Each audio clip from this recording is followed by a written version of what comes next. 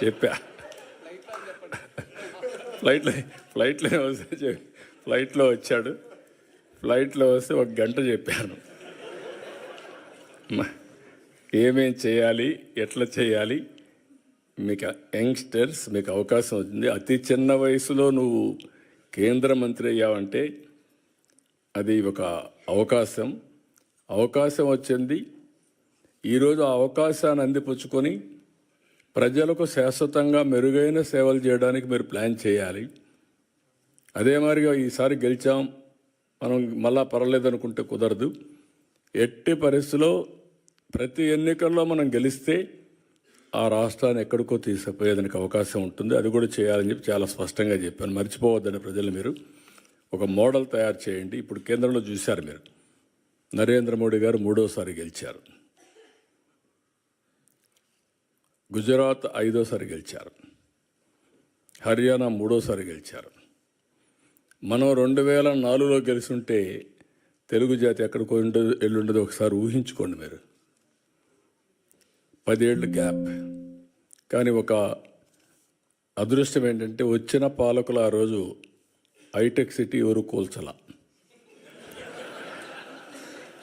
కూల్చుంటే అడిగి ఆగిపోయేది మొత్తం, ఎవడు చేయలే. కానీ మొన్న వచ్చినప్పుడు మీరు చూస్తే అమరావతి పోయింది, పోలవరం పోయింది, అన్నీ పోయినాయి. అంటే ప్రజావేదికతో ప్రారంభమై మొత్తం పోయే పరిస్థితికి వచ్చింది. సో ఇక్కడ నేను అనేది ఏంటంటే ఇవన్నీ వచ్చినప్పుడు మనం అందరం కలిసి ఏ విధంగా దీన్ని ముందుకు తీసుకుపోవాలనో సమిష్టిగా మనం ఆలోచించుకొని ముందుకు పోవాల్సిన అవసరం ఉంది. ఇక్కడ మన వాళ్ళు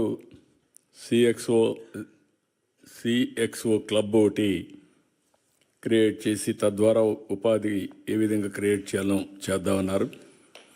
చాలా సంతోషం, మనస్ఫూర్తిగా మీకు అభినందనలు. మీకు బలం పెరగాలంటే, మీ శక్తి పెరగాలంటే మీరు ఒక్కరుంటే చాలదు, ఇంకా సఫిషియంట్ నెంబర్ ఉండాలి. కనీసం అప్పుడు తెలుగు కల్చర్ని కాపాడుకుంటారు, మన పిల్లలు కూడా తెలుగులో మాట్లాడుకుంటారు. లేకుంటే మీ తర్వాత మీ పిల్లలు కూడా మర్చిపోయే పరిస్థితికి వస్తారు. దానికి మీరు దోహదం చేయాల్సిన అవసరం ఉంది. నేను దీన్ని చాలా సిస్టమేటిక్గా ఆలోచిస్తాను. 2 విషయాలు ఆలోచించుకొని మీరు వర్కౌట్ చేయండి. నవేడేస్ మీరు వచ్చి ఫిజికల్గా పనిచేస్తున్నారు, ఫ్లెక్సిబుల్ వర్కింగ్ వచ్చేసింది. నాకు ఎప్పుడు పని కావాలంటే అప్పుడు పని చేయించుకుంటా, నాకు ఎప్పుడు టైం ఉంటే అప్పుడు పని చేస్తా. Physical virtual reality. ఫిజికల్గా అవసరమైతే తప్పకుండా driver 1 hour 2 hours 3 hours driving చేయాలి. ఇప్పుడు బార్బర్ ఉంటాడు, సెలూన్కి పోవాలి, 1 అవర్ 2 అవర్స్ పని ఉంటుంది. 50% ఆఫ్ వర్క్స్ ఒక్కొక్కసారి ఆన్లైన్లో అయిపోతాయి. ఇలాంటివి ఉన్నప్పుడు నేనేం చేద్దాం అనుకుంటున్నానంటే మీరు కూడా కోఆపరేట్ చేస్తే ఆంధ్రప్రదేశ్లో ఇంటి దగ్గర కూర్చొని వర్క్ ఫ్రమ్ హోమ్ అవకాశాలు ఎక్కడుంటాయో ప్రపంచంలో మొత్తం తీసుకొచ్చి ఆంధ్రప్రదేశ్ని ఒక వర్క్ ఫ్రమ్ హోమ్ హబ్గా తయారు చేయాలని నా కోరిక. చాలామంది ఉమెన్ ఉన్నారు, చదువుకున్నారు, ఇంట్లో చిన్న చిన్న పనులు ఉంటాయి, పిల్లల్ని చూసుకుంటారు, వంట చేసుకుంటారు. కానీ ఒక 5-6 గంటల టైం ఉంటుంది. ఆ 5-6 గంటలు కానీ పనిచేస్తే 40,000-50,000 రూపాయలు మినిమం ఆ తెలివితేటలను బట్టి డబ్బులు వస్తాయి. అదే మరి కోవర్కింగ్ స్పేస్ కానీ, ఇంకొక పక్కన జీసీసీ కానీ, ఇలాంటివన్నీ కూడా నాలెడ్జ్ ఎకానమీలో తీసుకుపోవాలనుకుంటున్నాను. ఇన్వెస్ట్మెంట్ ఒక పక్కన, ఇంకొక పక్కన మీరు అందరూ కానీ ఎక్కడికక్కడ వర్కౌట్ చేస్తే ఇక్కడ కంపెనీస్కి అవసరమైతే మ్యాన్ పవర్ని ఫిజికల్గా కానీ వర్చువల్గా కానీ రిక్రూట్ చేసి మనం ముందుకు పోయే పరిస్థితి వస్తుంది. ఈ విషయం కూడా మీరు గుర్తుపెట్టుకోవాలి. రెండోది, అందరూ కూడా ప్రతి ఒక్క ఇంటికి ఒకరు లేకుంటే ఇంట్లో ఉండాలందరూ ఆర్టిఫిషియల్ ఇంటెలిజెన్స్ అడాప్ట్ చేసుకోవాలి.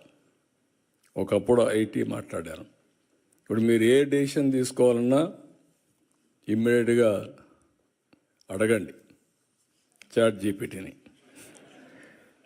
క్వశ్చన్స్ అడగండి, ఇట్ విల్ ఆన్సర్. అల్టిమేట్గా మీ మైండ్ కూడా స్టిమ్యులేట్ అవుతుంది.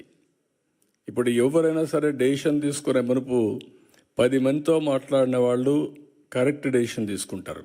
ఎవరితో మాట్లాడకపోతే తప్పుడు డెసిషన్ తీసుకుంటారు. ఇప్పుడు ఆ పని 10 మందితో మాట్లాడలేని వాళ్ళందరూ చాట్ జీపీటీతో మాట్లాడితే, లేకుంటే ఏఐతో మాట్లాడితే వస్తుంది. నేను కూడా ఆలోచిస్తున్నా, వీలైతే ఏఐ అనేది గవర్నమెంట్ ఆఫ్ ఇండియా కానీ ఆంధ్రప్రదేశ్ కానీ ఎట్లా చేయగలదని తెలియదు, వాళ్ళకి లంసమ్ డబ్బులు పే చేసేసి అది ఓపెన్ పెట్టేసి అందరూ కూడా అడాప్ట్ చేసుకోవడానికి, అక్కడి నుంచి వర్క్ చేయడానికి వీలైతే పెడదామని కూడా ఆలోచిస్తున్నానంటే ఏఐ అనేది ఆ ప్లాట్ఫామ్స్ అన్నీ అందరికీ యాజ్ ఆన్ టుడే ఓపెన్ ఉన్నాయి, కొన్ని పేమెంట్స్ ఉన్నాయి. ఆ పేమెంట్సే గవర్నమెంట్లో కట్టేస్తే వాళ్ళ ప్లాట్ఫామ్ మనకి సోర్స్ మనకిస్తే మనం డెవలప్ చేయొచ్చని చూద్దాం అనుకుంటున్నాం. ఇది కూడా మీరు గుర్తుపెట్టుకొని ఏ విధంగా చేయాలో మీరు చేయాల్సి నేను కోరుతున్నాను. ఇంకొక పక్కన ఈరోజు నేను ఒక విజన్ డాక్యుమెంట్ తయారు చేశాను. ఆ విజన్ డాక్యుమెంట్ గురించి ఎక్కువ నేను మాట్లాడిన, ఎందుకంటే మళ్ళీ టైం లేదు కాబట్టి ఫొటోస్ కూడా కావాలి మీకు. మళ్ళీ మాకు అక్కడ ఫంక్షన్ కూడా ఉంది, దానికి ఎక్కువ టైం ఇస్తున్నాం. 2047కి స్పష్టమైన గైడ్లైన్స్ ఇచ్చాను. ఒక 10 ప్రిన్సిపల్స్ పెట్టాను. జీరో పవర్టీ, అదే మరిగా ఉద్యోగాల కల్పన, అదే మరిగా population management, skill development, human resource development, ఇంకో పక్క వాటర్. అందుకే ఇప్పుడు కొత్తగా మీరు చూస్తే గోదావరి నుంచి బనకచెర్లకు నీళ్లు తీసుకుపోవాలనుకుంటున్నా. అది వస్తే పెద్ద గేమ్ చేంజర్గా అవుతుంది. అది కూడా వర్కౌట్ చేస్తున్నాం. ఇంకో పక్క వ్యవసాయం పైన ఎక్కువ శ్రద్ధ పెడుతున్నాం. గ్లోబల్ బెస్ట్ లాజిస్టిక్స్ హబ్గా తయారు చేయాలనుకుంటున్నాం. పవర్లో మీరు ఊహించని పరిణామాలు వస్తున్నాయి. ఈరోజు మీరు చూస్తే ఇంటిపైనే కరెంటు తయారు చేసుకునే పరిస్థితికి వచ్చాం. అదే మరిగా ఈరోజు విండ్ పవర్ వచ్చింది, అదే మరి పంప్డ్ ఎనర్జీ వచ్చింది, గ్రీన్ ఎనర్జీ వచ్చింది. ఇప్పుడు ఆంధ్రప్రదేశ్కి ఒక గ్రీన్ హైడ్రోజన్ హబ్గా తయారయ్యేదానికి అవకాశాలు వచ్చాయి. దీనివల్ల కొన్ని లక్షల మందికి ఉద్యోగాలు వస్తాయి. పోర్ట్లు ఉన్నాయి కాబట్టి మన దగ్గర నుంచి మనం ఎక్స్పోర్ట్ చేసే పరిస్థితి కూడా వస్తుంది. దీనికి కూడా శ్రీకారం చుట్టి మనం ముందుకు పోతున్నాం. నేను మిమ్మల్ని అందరినీ ఇంకా ఎక్కువ టైం కాకుండా పాలసీలని తీసుకొచ్చాం, అన్నీ తీసుకొచ్చాం. ఏ విధంగా మిమ్మల్ని అందరినీ విన్ విన్ సిచ్యువేషన్లో ఆంధ్రప్రదేశ్ అభివృద్ధిలో కూడా భాగస్వాములు చేయాలని నేను కూడా ఆలోచిస్తా. ఫస్ట్ మీరంతా ఎన్ఆర్టీలో మెంబర్స్గా తయారైతే ఒక డేటాబేస్ వస్తుంది. తెలుగు అసోసియేషన్స్ డిఫరెంట్గా ఉండొచ్చు, పర్వాలేదు. కానీ ఎక్కడున్నా మీరు పుట్టినటువంటి జన్మభూమి ఆంధ్రప్రదేశ్ కాబట్టి నేను ఇంకోటి కూడా చెప్తున్నాను, నేను ఆంధ్రప్రదేశ్ గురించే మాట్లాడడం లేదు, తెలుగు బిడ్డగా మాట్లాడుతున్నా. తెలుగు జాతి కోసం పనిచేస్తా. తెలుగువారు ఎక్కడున్నా ప్రపంచంలో వాళ్ళందరూ కూడా ఒకటే అని దీంతో పోతున్నాం. మన తెలుగు జాతి బాగా అభివృద్ధి అయితే దేశం కూడా అభివృద్ధి అవుతుంది. మనం అందరం కూడా ఒక్కసారి ఇది కూడా గుర్తుపెట్టుకోవాలి. ఈరోజు నరేంద్ర మోడీ గారు ఒక డిటర్మినేషన్తో పనిచేస్తున్నాడు. ఈ దేశానికి ఏదో చేయాలని తపంతో పనిచేస్తున్నాడు. వికసిత్ భారత్ ఇచ్చారు, నేను స్వర్ణ ఆంధ్రప్రదేశ్ ఇచ్చాను. వాళ్ళు వికసిత్ భారత్లో భారతదేశాన్ని నెంబర్ 1 చేయాలంటే నేను స్వర్ణ ఆంధ్రప్రదేశ్ దానికంటే అన్ని రాష్ట్రాల కంటే నెంబర్ 1 తెలుగు రాష్ట్రాలు ఉండాలి, ఆంధ్రప్రదేశ్ ఉండాలని దానికి ఒక విజన్ తయారు చేశాను. ఇప్పుడు ఇవన్నీ కూడా అమలు చేయాలంటే మీరు ఎక్కడున్నా మీరు కూడా సహకరించాలి.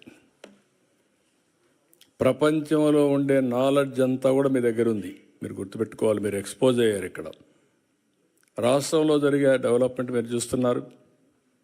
డిఫరెంట్ కంట్రీస్లో ఉన్నప్పుడు డిఫరెంట్ కంట్రీస్లో ఉండే బెస్ట్ ప్రాక్టీసెస్ లేకుంటే నాలెడ్జ్ మీకు అందుబాటులో ఉంది. అది అధ్యయనం చేసుకొని ఎప్పటికప్పుడు మీరు కూడా నాకు ఆలోచనలు ఇస్తే ఆ ఆలోచనలు అందిపుచ్చుకొని రాష్ట్రాన్ని అభివృద్ధి చేసే బాధ్యత నేను తీసుకుంటా. ఇంకొక పక్క మీకోసం కూడా నేను ఆలోచిస్తున్నాను, ఏం చేయాలని కూడా మీరు కూడా ఐడియాస్ ఇవ్వండి. అవి కూడా మీరు ఒకసారి చూస్తే ఏదైతే వ్యాపారాలు చేయాలంటే ఎలాంటి అవకాశాలు ఉన్నాయి, మీరు మాట్లాడుకొని చేయడం ఒక ఎత్తు అయితే, ఒకవేళ అవసరమైతే ఒక కన్సల్టెంట్లు పెట్టి అవకాశాలు తీసుకొని డిబేట్ డిస్కషన్ చేసి ఒకరికి ఒకరు అందుబాటులో ఉండే విధంగా సహకరించుకునే విధంగా మనం ముందుకు పోగలిగితే అది పెద్ద స్ట్రెంగ్త్ అవుతుంది. నేను ఉక్రెయిన్ ఒక ఎగ్జాంపుల్ చెప్పాను, ఇలాంటి చాలా చేశాం. మనకందరికీ పెద్ద స్ట్రెంగ్త్ మనం కలిసి ఉంటే నోబడీ క్యాన్ డూ ఎనీథింగ్. మొన్న కూడా నేను గెలవడానికి కానీ జైల్లో ఉన్నప్పుడు అందరూ భయపడడానికి కారణం మీలో ఐకమత్యం, మీరు చూపించిన స్ఫూర్తి. ఆ విషయం నేను ఎప్పుడూ మర్చిపోలేను. నేను నా ప్రయత్నాలన్నీ చేస్తాను.